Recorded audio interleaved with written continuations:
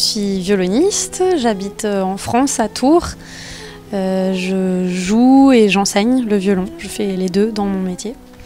Voilà, donc j'enseigne depuis à peu près 10 ans avec la pédagogie Suzuki. Alors la pédagogie Suzuki, elle a été donc inventée par Shinichi Suzuki, qui est un japonais, et qui en fait est partie d'une constatation assez simple. Les enfants savent parler avant de savoir lire et écrire.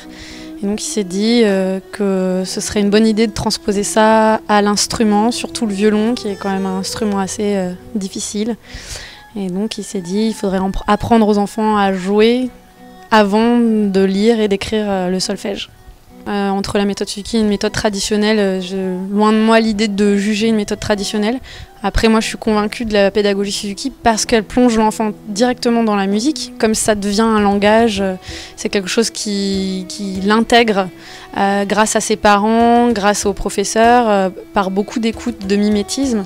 Et donc, pour moi, évidemment, il y a quelque chose de plus intuitif, de plus ancré, effectivement, dans la musique, directement. Pour moi, c'est une méthode transposable à n'importe quel âge. J'ai des élèves qui commencent le violon à 3 ans, j'ai d'autres élèves qui commencent adolescents, même des élèves qui commencent à 60, 70 ans. Donc pour moi, c'est tout à fait transposable à n'importe quel âge. Tout le monde peut faire de la musique. Tout le monde a des aptitudes plus ou moins évidentes au départ. Évidemment, il faut créer un contexte musical, mais bien entendu que 90% de mes parents d'élèves ne sont pas musiciens. C'est un moment de partage assez exceptionnel finalement, puisque que ce soit le parent ou l'enfant, ils partent de zéro et ils apprennent ensemble quelque chose de nouveau, et c'est l'occasion de pouvoir passer du temps avec son enfant de qualité, quelque chose qui est différent de tout ce qu'ils auront pu faire avant. C'est important le sujet que vous abordez, parce que comme c'est une méthode qui fonctionne effectivement beaucoup à l'oral, la tendance ce serait que les élèves ne lisent pas les notes, et c'est pas du tout le but. Le but, c'est de ne pas en faire des analphabètes de la musique.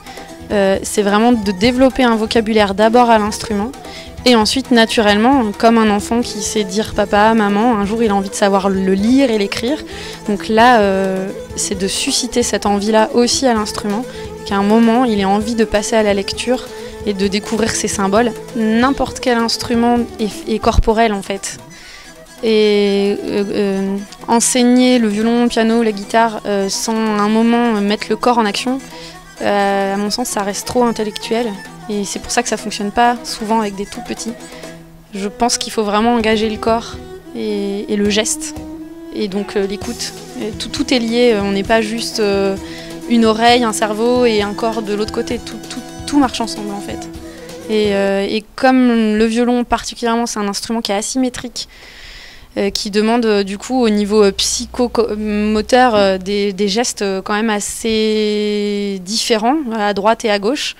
C'est important de faire tout un tas de jeux, comme vous avez vu tout à l'heure, avec la main du violon, la main de l'archer, ce genre de choses, pour qu'ils arrivent à intégrer le geste en fait.